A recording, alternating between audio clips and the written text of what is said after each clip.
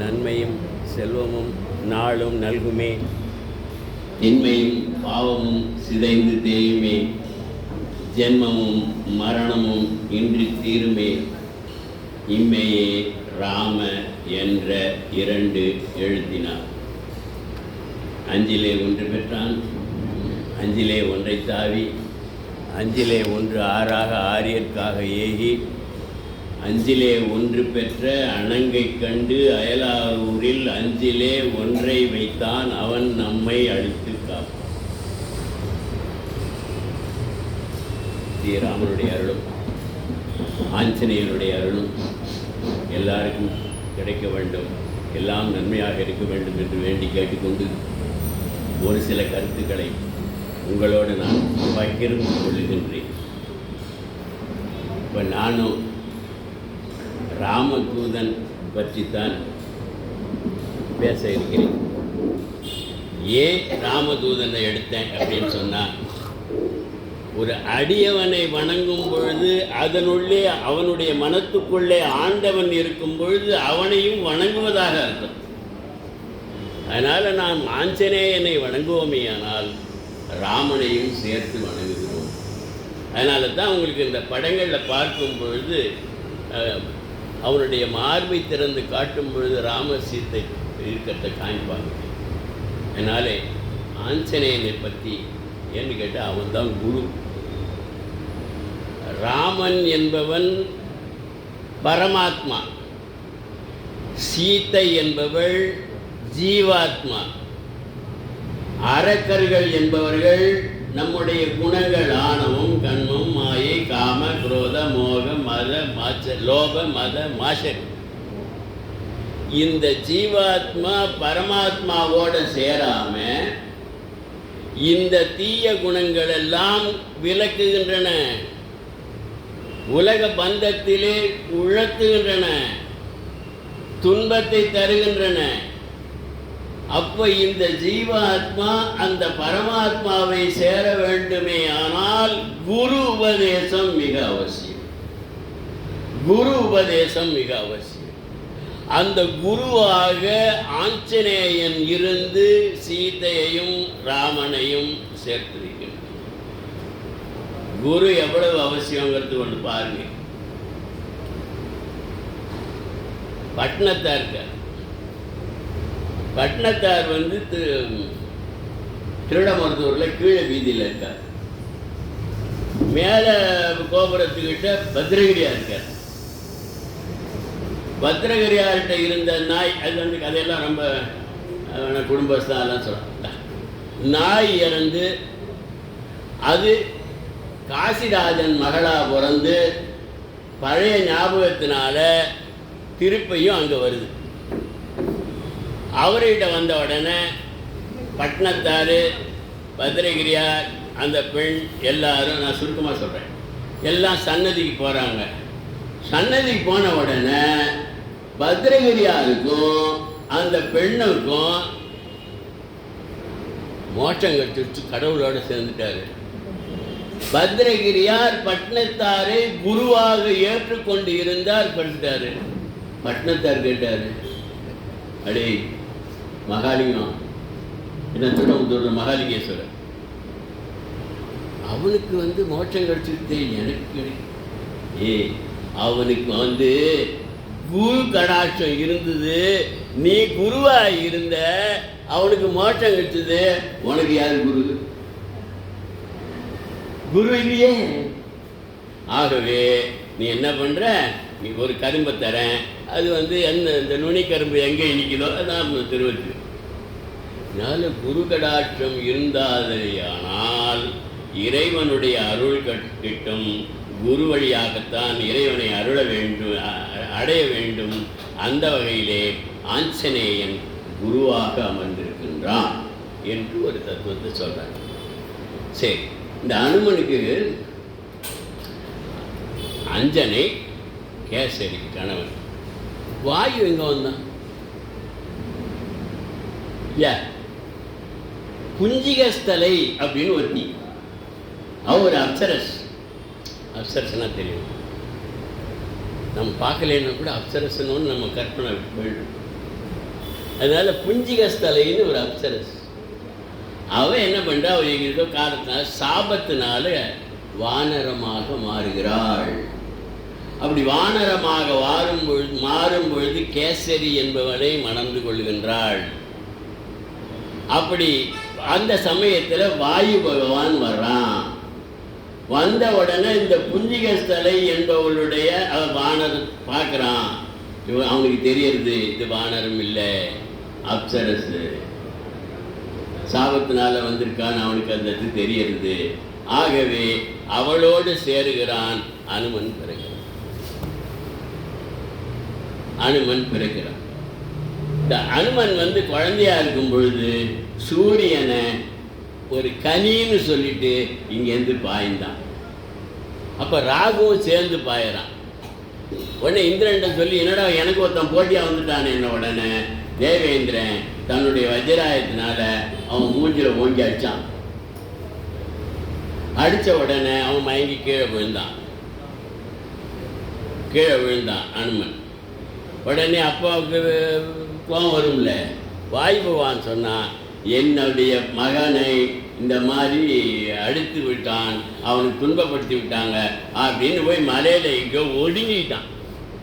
அப்பாவும் புள்ளு, வெளியில் வாயு இல்லை, காற்று இல்லை, துன்பம், உயிர்கள் துன்பம். உடனே பிரம்மா இந்திரன் எல்லாரும் வராங்க.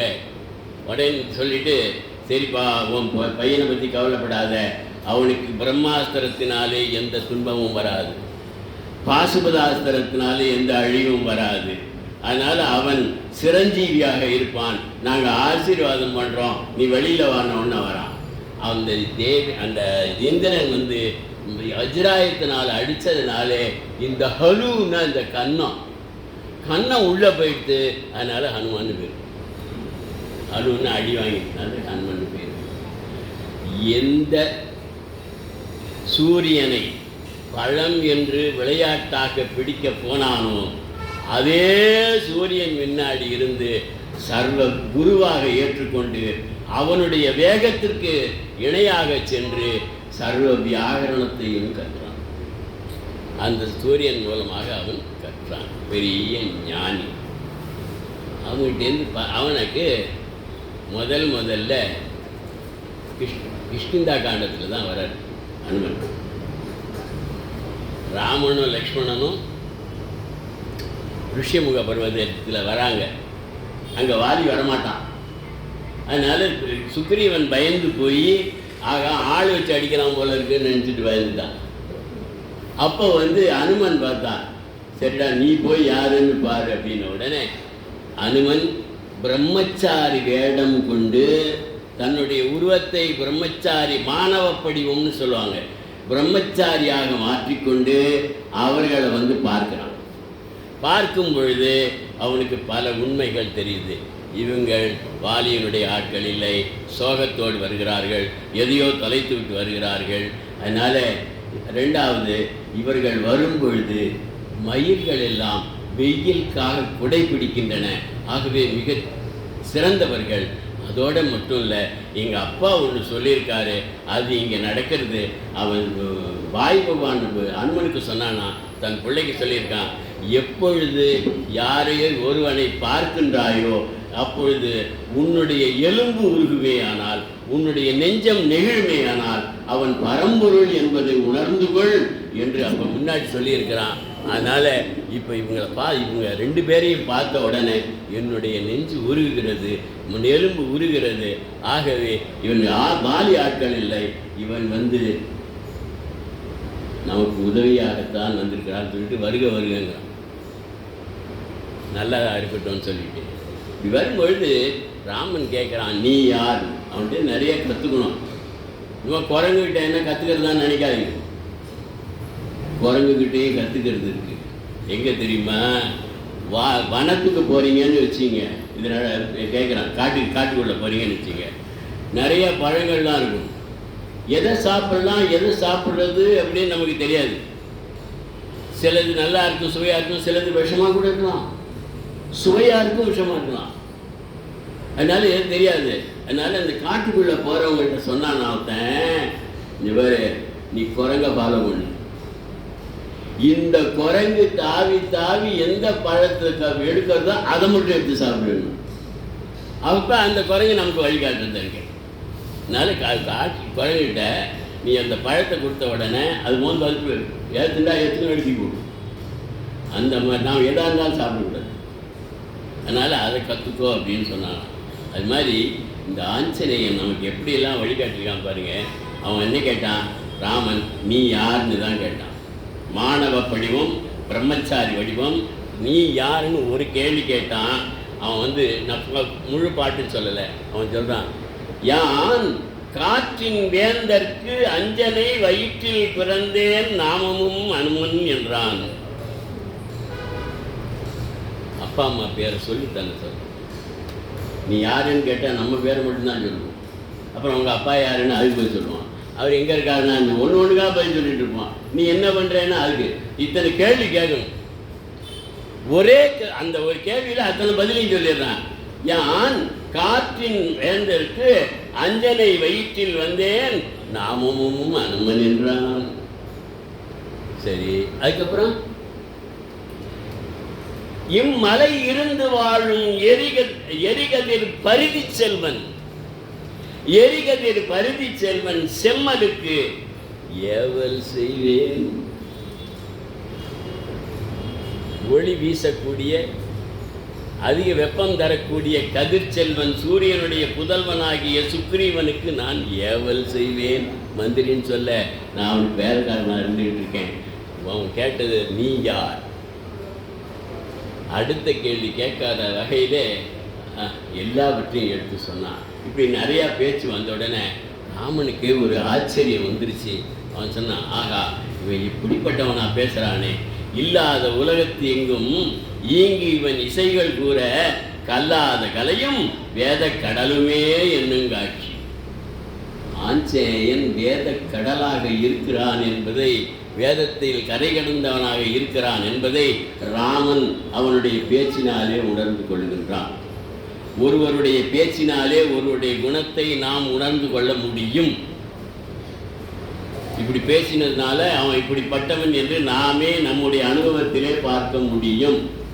அதே போல நம்மை விட சிறந்த ராமன் என்பவன் இந்த இடத்திலே ஆஞ்சநேயனை பார்த்து, அனுமனை பார்த்து சொல்றான், வேதக்கடல், வேதக்கடலுமே என்னும் காட்டி சொல்லாலே தோன்றிட்டன்ற. அவன் பேசுகிற பேச்சிலேருந்து அவன் வேதத்திலே சிறந்தவன் என்பது தெரிஞ்சிச்சு. அப்போ யார் என்ன பிரம்மச்சாரியா இருக்கான். அதனால யார் சொல்லின் செல்வன்? ராமன் தான் சொல்லின் செல்வன் சொல்லிட்டு முதல்ல அனுமனுக்கு பட்டம் கொடுக்குறான். சொல்லின் செல்வன். ஒரு வார்த்தை சொன்னாலும் அவ்வளவு சிறப்பாக இருக்க வேண்டும். அதாவது எதிரி பதில் சொல்லக்கூடாது, அந்த மாதிரி வார்த்தையை சொல்லணும். அது மாதிரி சொல்லின் செல்வன் வில்லார்தோல் இளைய வீர அனுமனுக்கு லக்ஷ்மணனை கேட்குறான். வில்லார்தோல் இளைய வீர, வில்லை வைத்திருக்கின்ற இளைய தம்பியே லக்ஷ்மணனே, விரிஞ்சனோ விடை வல்லானோ? சந்தேகம் வந்துச்சு. இவன் திருமால் தன்னை தெரியும், அதனால என்ன கேட்டான்? கம்பன் சொல்லும்போது விரிஞ்சனோ விடை வல்லானோ? விரிஞ்சன்னா பிரம்மா, விடை வல்லான்னா சிவன். இப்படி வேதக்கடலா இருக்கிறானே, சிவனா அல்லது பிரம்மாவா என்று அவன் ராமன் கேட்கின்றான் என்று சொன்னால் அந்த ஆஞ்சநேயன் எந்த அளவுக்கு சிறந்து விளங்குகிறான், கேட்ட கேள்விக்கு எப்படி பதில் சொல்லி இருக்கிறான். ஆகவே இப்படி அவன் நல்லறிவாளன். சொல்லின் செல்வன் நீங்க சொல்லிட்டான் இல்லையா, அவன் நல்லறிவாளன்.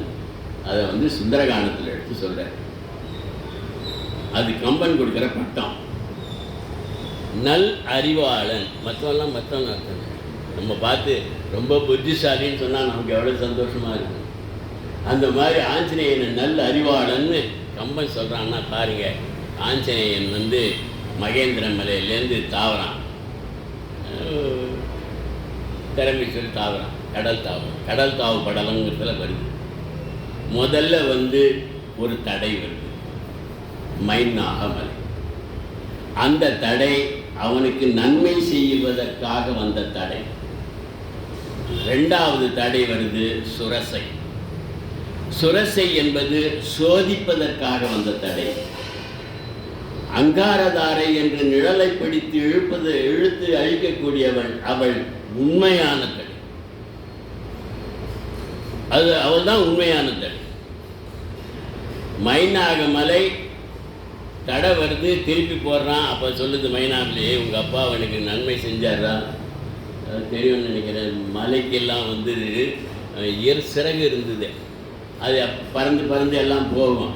அப்போ இந்திரன் என்ன பண்ணால் அந்த வஜ்ராயத்தினால எல்லா மலைகளின் சிறகை வந்து அறுக்கிறான். நீ எங்கேயும் பறக்கக்கூடாது, அங்கங்கே இருக்குன்னுட்டு.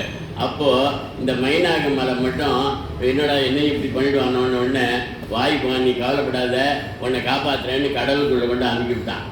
இங்கே வரமாட்டானேன்னு சொல்லிட்டு.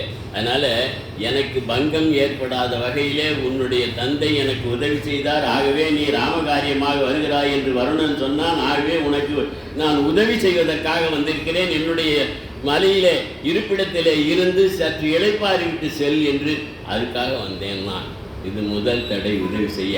அனுமன் சொன்னான், நான் போகிறது ராமகாரியம், திரும்பி வந்தால் வரேன். ஒரு செயலுக்கு போகும்பொழுது நம்முடைய மூளை வேறு ஒன்றில் போகக்கூடாது, மூளை வேறு ஒன்றில் போகக்கூடாது. அதனால் இப்போ கார் ஓட்டி போகிறேன்னா அக்கம் பக்கம் தாங்கன்னா ஆக்சிடெண்ட்டு. அந்த மாதிரி நான் ராமகாரியமாக போய்கொண்டிருக்கின்றேன். அதனால் இப்பொழுது நான் உள்ளத்தில் ஏற்பாடு விருந்துண்ண மாட்டேன், நான் வரும்பொழுது உன்னை பார்க்கிறேன்னு சொல்லிட்டு போனோம். கொஞ்ச தூரம் போனால் சுரசை. அப்போ தான் இந்த வார்த்தையை சொல்கிறார் நல்ல அறிவாளன். சுரசை என்ன பண்ண, அது அந்த சுரசைங்கிற யாருன்னா தேவர்களாலே அனுப்பப்பட்ட ஒருத்தி, அனுமனை சோதிப்பதற்காக அனுப்பப்பட்ட ஒருத்தி. அவனுடைய ஆற்றலை எப்படிப்பட்டது என்பதை தெரிந்து கொள்வதற்காக வந்த ஒருத்தி சுரசை தடுக்கிறாள். நில்லு, ராமகாரியத்துக்கு போயிட்டு இருக்கம்மா, எனக்கு பசிக்கிறது, நீ தான் சாப்பாடு, ஒன்று தான் சாப்பிட்றேன். எப்படிப்பட்ட பசி? தீயே எனல் ஆய பசிப்பணி தீர்ப்பாய். ரொம்ப நாள் பசிக்குது, சாப்பிடலன்னு வச்சுக்க வயிறு எரியும், கோவான் இருக்கும், தண்ணி குடிக்கும். இவன் அரக்கியா பாடுறா, தீயே என ஆய பசி, நெருப்பு எரியிற மாதிரி பசிக்கிறதா, நான் உன்னை சாப்பிட்டே ஆகணும்னு. அப்போ அறிவு புத்திசாலி சொல்லலாம் பாருங்க. அவள் அப்படி கோபமாக வரும்பொழுது கூட பெண்பால், அம்மா பெண்ணே, நீ ஒரு பசிப்பிழை ஒருக்க நொந்தாய், பசின்னு உனக்கு சொல்லிட்ட, என்னை கொல்லணும்னு நினைக்கிறேன். உண்பாய், நான் உனக்கு சாப்பாடாக வரேன், நானே உன்னை என்ன சாப்பிடு, நீ நான் வேண்டான்னு சொல்லலை. உண்பாய் என் ஆக்கையை, என் உடம்பு நீ சாப்பிடு. யான் உதவற்கு நேர்வல், உன் பசியை போகிறதுக்கு நான் இருக்கேன், என் உடம்பை சாப்பிடு. ஒரே ஒரு விஷயம், விண்பாலவர் நாயகன் ஏவல் இழைத்து மீண்டால் நீ உண்பாய். நான் எங்கே போயிட்டுருக்கேன்? தேவர்களுக்கெல்லாம் தலைவனாக இருக்கக்கூடிய அந்த ராமனுடைய காரியமாக நான் சென்று கொண்டிருக்கின்றேன். சென்று நான் இலங்கை சென்று மீண்டு வரும்பொழுது நீ என்ன சாப்பிடு. மீண்டால் நண்பால் என சொல்லின. அவள் கோபமாக பேசுகிறா, இவன் நட்பாக பேசுகிறான், அப்படி அமைதியாக பேசுகிறான். அதனால் சொல்லினன் நல் அறிவாளன். உனக்கு தெரியுது, ஒருத்தர் ரொம்ப ரொம்ப கோபமாக பேசும்பொழுது நாம் சாந்தமாக பேசினா அவனுடைய கோபம் அடங்கும். நக்காள், அவள் சிரிக்கிறாள்.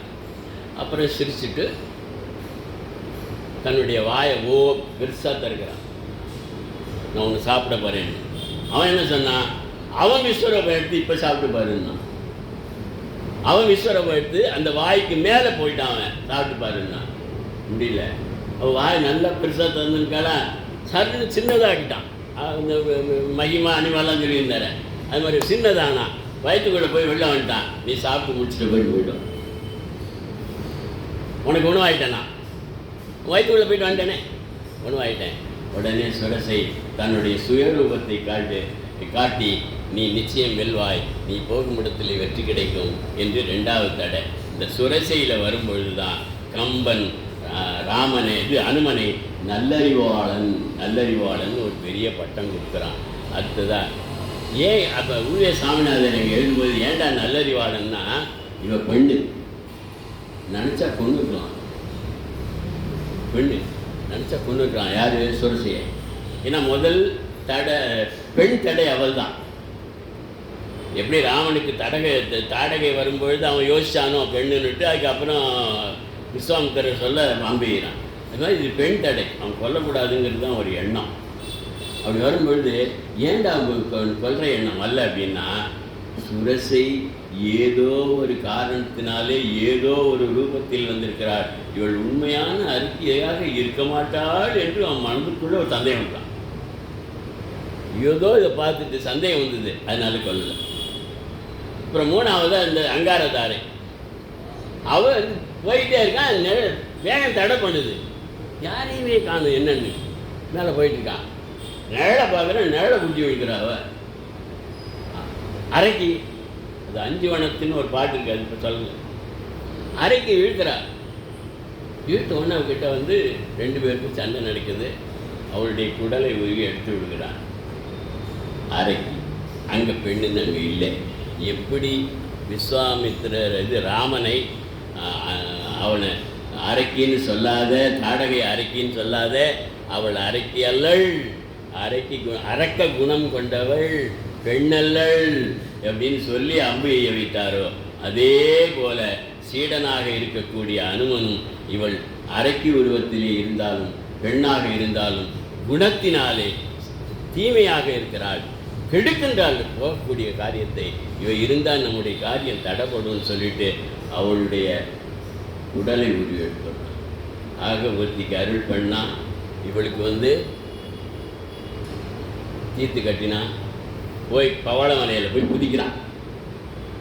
பவளமலையில் குதிக்கும்பொழுது அப்போ யோஜனை பண்ணுறான், இதுதான் ரொம்ப முக்கியமானது. 3 தடை வந்தது, மைனாகம், சுரசை, அடுத்தது வந்து அங்காரதாரை. இப்போ அவன் யோசிக்கிறான், இங்கே தான் அறிவாளன் என்பதை காட்டுறான், நமக்கு வழி காட்டுறாங்க. கம்பன் சொல்கிறான், நாம் ஒரு காரியமாக போகிறோம், 3 தடை வந்தது. இந்த 3 தடையும் எப்படி போச்சு? ஊரு கடிது ஊருவன, துன்பத்து மேலே துன்பம் வந்துகிட்டே இருக்கு. பட்டகாலிலே படும், கெட்டக்குடியே கெடும் அப்படி சொல்லுவாங்க. இதனால ஒரு கஷ்டம்னா அடுத்த கஷ்டம் வந்துக்கிட்டே இருக்கும். ஊரு கடிது ஊருவன, கடிதுனா வேகமா துன்பம் வந்துக்கிட்டே இருக்கு. ஊரு இல் அறம் உண்ணா தேரல் இல் அரக்கர் புரி தீமை. துன்பம் இல்லாத, தர்மத்தை நினைக்காத இந்த அரக்கர்கள் செய்யக்கூடிய தீமைகளை தீரும்படியாக ஏறும் வகை எங்கு உள்ளது?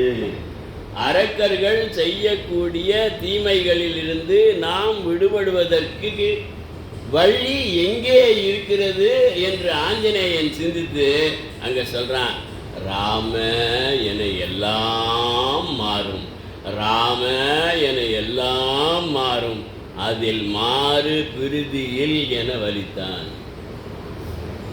வழிகாட்டான் பாருங்க, நல்ல அறிவாளன்னு சொன்னேன் நான்.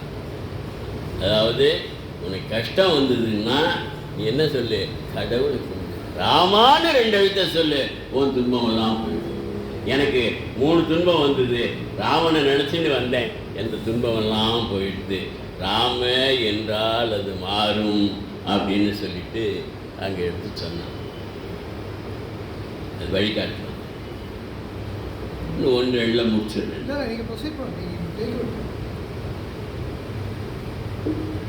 சீத்தையை போய் பார்க்குறான். அப்படியெல்லாம் விளக்கமாக நிறையா சொல்லிட்டாரு.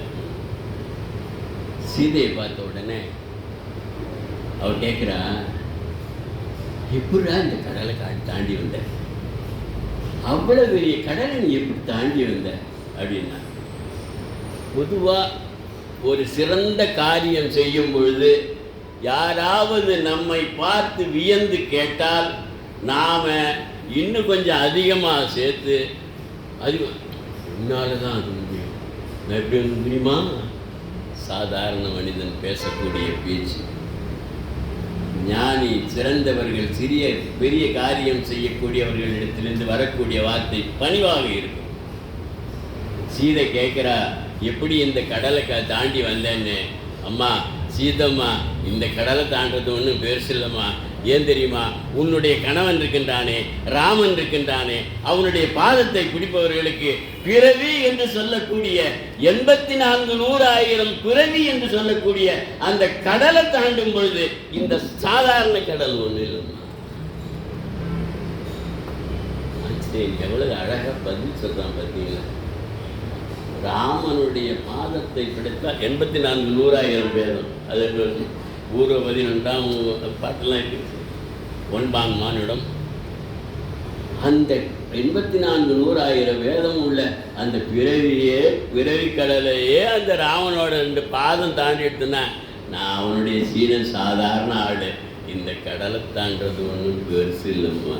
அது எளிமை எவ்வளவு பவ்யமாக எடுத்து சொல்லலாம் பாருங்க.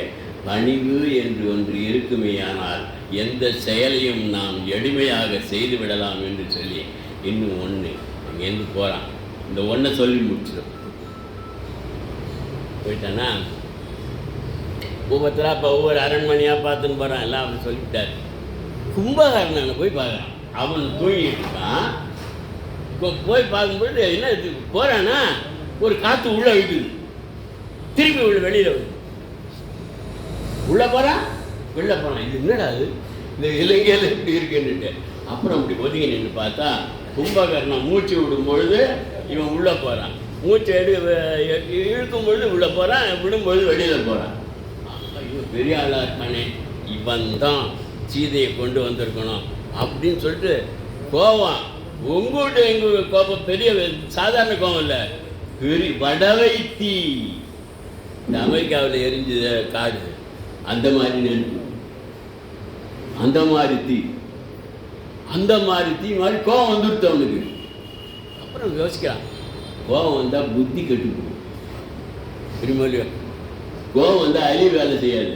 அதனால தான் ரொம்ப கோபத்தில் திட்டிவிட்டு அதுக்கப்புறம் சாந்தி மன்னிச்சிட்டேன், ஏதோ கோபத்தில் ஒன்று திட்டிகிட்டேன்.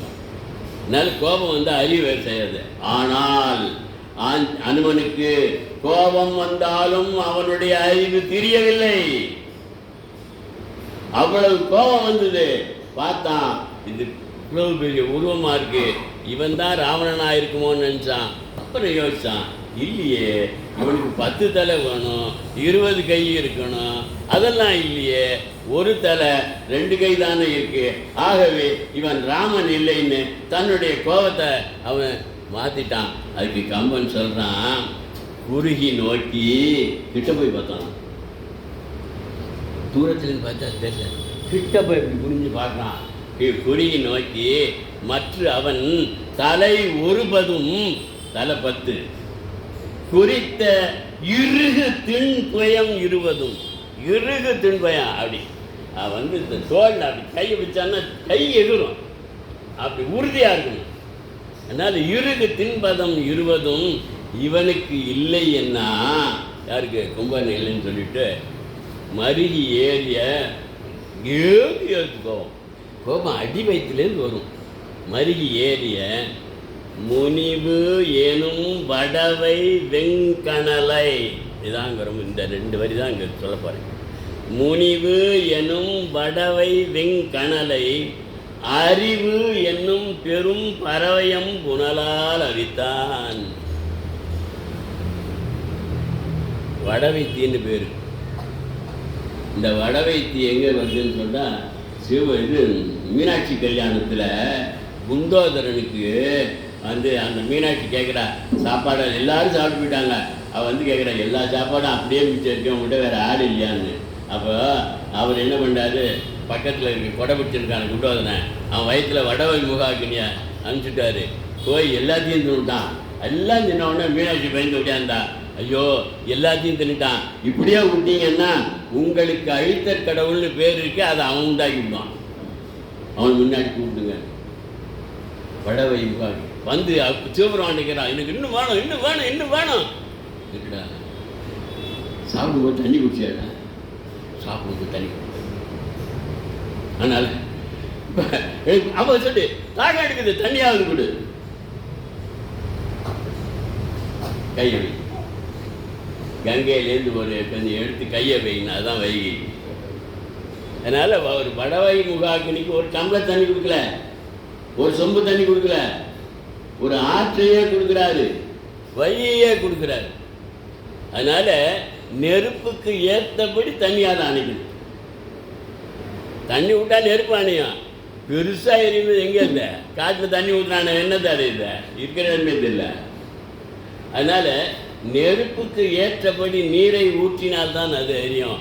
அதனால் இவனுக்கு கோபம் எப்படிடா வந்ததுன்னு சொன்னால், வடவை வெங்கனல் கொடுமை வந்தது. அது என்ன பண்ணான், அறிவு என்னும் பெரும் பறவை, பறவைன்னா கடல் இடைநிற, பெரும் பறவை என்னும் புனலால் அழித்தான். எந்த அளவுக்கு கோபம் வந்ததோ அந்த அளவுக்கு அறிவை பயன்படுத்தினான். கடலோன்று விரிந்திருக்கக்கூடிய அறிவை பயன்படுத்தினான். அவன் அங்கே அமைதியானான். அதுக்கப்புறம் தன்னுடைய பயணத்தை அவன் தொடர்ந்தான் என்று சொல்லி அந்த எல்லா ஆச்சரியத்தையும் படுறான். ஆஞ்சநேயன் அவனை வணங்கும் பொழுது அவனிடத்திலிருந்து பலவற்றை நாம் கற்றுக்கொள்கின்றோம். ஆஞ்சநேயனுக்கு சிரஞ்சீவி பட்டம் கொடுத்தவள் சீத்தை. ஆஞ்சநேயனுக்கு சிரஞ்சீவி பட்டம். அந்த நெருப்பு சொன்னார்லே கடல்லன்னுட்டு அங்கே நின்றுட்டு அவ சொல்கிறா சீதை, நெருப்பே நான் கற்பில் சிறந்தவனானால் அனுமன் பாலினை சுடேல். கண்ணகி கற்புடையவளாக இருந்ததுனால நெருப்பை உண்டாக்கி அழித்தார். இங்கே தன்னை காப்பாற்றிய ராவணன் அனுமனுடைய வாலிலே நெருப்பை சொல்கிறா. அக்னி பகவானை பார்த்து அவன் வாலில் நெருப்பு இருக்கு, ஏ அக்னியே என்னுடைய கற்பு சிறப்பாக இருக்குமே, ஆனால் அவனை நீ சுடக்கூடாது என்று சொன்னார். அவன் ஆச்சரியப்படுறான், என்னடா இவ்வளவு நெருப்பு வச்சான்னு சொல்லி. ஆக தாயினுடைய அருளை, தாயினுடைய கருணையை அங்கு அவன் காண்கின்றான். அதன் பிறகு ராமனிடத்திலே சென்று கண்டேன் சீதைன்னா, கண்டேன் சீதைன்னா இவன் கண்ணால் பார்க்கல, அவள் கண்ணாலே இவன் பார்த்தான். அவள் கண்ணை பார்த்த உடனே இவன் தான் சீதைன்னு உணர்ந்தான். சில பேர் பார்ப்போம்ல, திருட மாதிரி முடிக்கிறான்டா இல்லையா, அவன் கண்ணே சரியில்லையே, பார்வையே சரியில்லையே சொல்லுவோமே நாம. பாரு என்னமா கருணையுள்ள பார்வைடா, இந்த பார்வையை வச்சே நாம் கணக்கு போடணும். அந்த மாதிரி இவன் சீதையை முன்னாடி பார்த்ததில்லை, அரக்கியெல்லாம் பார்த்தோன்னே அந்த பார்வையெல்லாம் சரியில்லை. அந்த அசோகவனத்தில் போய் பார்க்கலாம், அவள் கண்ணை பார்த்தோன்னு அந்த கருணை அங்கே ததும்புகிறது, சோகத்திலும் கருணை ததும்புகிறது. ஆக இவள்தான் சீதையாக இருக்க வேண்டும் என்று முடிவு எடுப்பதற்கு அது ஒரு காரணமாக இருந்தது. அதனால் ராமனும் போன உடனே என்ன சொன்னேன், இங்கேருந்து இவரை பார்க்க வந்தால் அவருக்கு பெரியவரே நான் வரேன்னா அவர் தானே கும்பிடணும். இல்லை, ராமன் இருக்கிற இடத்துக்கு போனேன், இப்போ ராமனுக்கு முதுகை கட்டினான், தெக்க பார்த்து நமஸ்காரம் பண்ணான். ஏன் தெரியுமா, ஏன் அறிவாடிங்கிறது இந்த ஒரு இடத்துல சொல்லிட்டு நான் நிறுத்திடுறேன். ஏன்னா நான் போனேன்னா வந்தேன்னா அப்படின்னு ஆரம்பிச்சான்னா சீதைக்கு என்ன ஆச்சுன்னு இதை அதை சொல்லிட்டான். சீதைன்னு ஆரம்பிக்கும் போது இவன் ஏதாவது மயங்கி விழுந்துருவானான்னு சந்தேகம். என்னாச்சு சீதைன்னு உடனே விழுந்தானா எடுத்து சொல்ல முடியாதுல்ல. அதனால அவன் யோசிக்கிறான், முதல்ல குறிப்பால் உணர்த்திடணும், அதுக்கப்புறம் மற்ற விஷயங்களை பேசிக்கலான்னு. இவங்க ராமன் உட்கார்ந்துருக்கான், அங்கே போய் திரும்பினான், தெக்க பார்த்து நமஸ்காரம் பண்ணான். நமஸ்காரம் பண்ண உடனே ராமன் தெம்பாயிட்டான். ஏய் இவன் போயிருக்கான், சீதையை கண்டதும் உண்டு, அவளிடத்திலிருந்து ஏதோ பெற்றதும் உண்டு. அதனால் ராமன் அனுமன் எனக்கு உயிரையே இங்கே மீட்டு தந்தான் என்ற ஒரு தும்பை கொடுத்து அவனுடைய புத்திசாலித்தனத்தை நாம் பாராட்டுகின்றோம், அவனுடைய திறப்பை பெறுகின்றோம். நல்லறிவாளனாக இருக்கிறான். ஆகவே அவனை வணங்கி புத்திர்பலம், யசோதைரியம், நிர்பயத்துவம், அரோகதா, அஜாத்தியம், வாக்படுத்துவம் அனுமத்வரணாத் பவே என்று சொல்லி நிறைவு செய்கிறேன். வணக்கம்.